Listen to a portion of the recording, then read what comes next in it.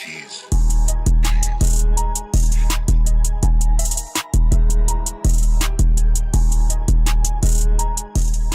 I pulled up on the 4th of July. When I say I pulled up, I said on the 4th of July, I pulled up for you, black woman. Lift your hands up.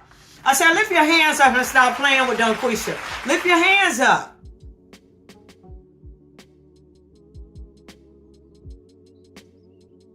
I got a girlfriend named Isabella. She biracial. She black on Monday. She white on Tuesday. Black on Wednesday. I don't really like dealing with her. She called on the 4th of July. She said, DungQuesha, please, I really need for you to come to this 4th of July presentation with me. I said, hell no, I only deal with Juneteenth. I said, Isabella, is you stupid as hell, girl? I only deal with Juneteenth. What does you own? I said, what do you own? And so she said, you sure, DungQuesha? Like, taunt me a little bit. You sure? You sure? I said, girl, don't play with me, Isabella. I'm not the one. She said, well, they having sort of like a buffet. They having chicken, fried chicken, macaroni. She said, those collard greens, cornbread, a bunch of watermelon. She said, and all the snacks that you like. She said, you sure that you don't want to go, DungQuesha?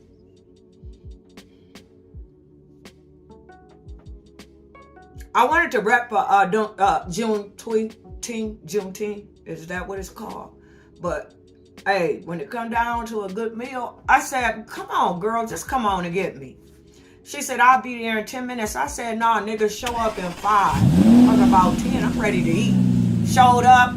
I walked in. That buffet was hitting it. It was on. It was on and popping. I was like, what you mean 2 pieces of chicken? I said, give me 4. The lady said, we can't. I said, yes, you can. I want 4. I'm a black woman. I eat good. I said, and give me some more of those greens. I said, give me the collard greens and cornbread. She said, we only got biscuits. I said, what? What did you say? I said, now go back there looking at aluminum foil. I know it's some cornbread. I got watermelon. I got a bunch. I packed it up. I'm sitting there. I'm throwing down. I'm in there just eating, listening to the people talk. But I really wasn't listening. But once I got full, you know, I was like, ooh, it felt good. I was good and full. I started to hear stuff. And the person that was doing the presentation, I noticed that he was just bragging about the American white man, about all the different feats, how successful the man was. He was talking about how he was fighting and won this war, how he conquered this, how he was killing, stealing, and destroying. Everything was just about the greatness of the white man, the American white man. And as I was listening, I started to feel a certain type of way. Oh, DungQuesha started to turn up. Even when I was getting ready to get started, I knew I was about to turn up, but I started having my hands still shaking and stuff. Isabella was like, stop, DungQuesha. Why are you doing all that? I said, don't worry about it. It's about to go down. Finally, I stood up.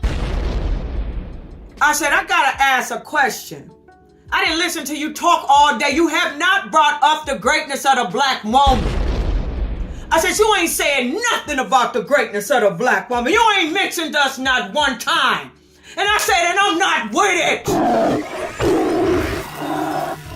it. Security can't hit me. I said, calm the hell down.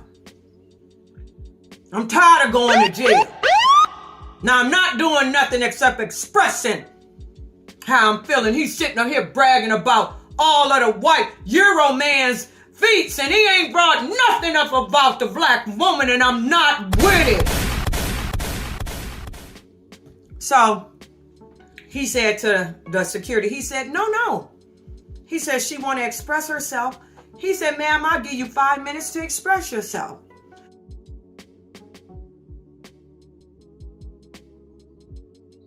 And when he said that, I just felt like, this is my time. I took the mic. Black woman, raise your hand and say, DungQuesha about to pull up. I took the mic. I put it up to my mouth. And it was my hour. And then, matter of fact, did I tell y'all that when I looked out in the audience, Isabella was hiding behind her coat acting like she was embarrassed or scared or something. I'm going to deal with that at the end, though. I'm never going to forgive her for that. We ain't even cool. So I grabbed the gold mic, and it was my hour.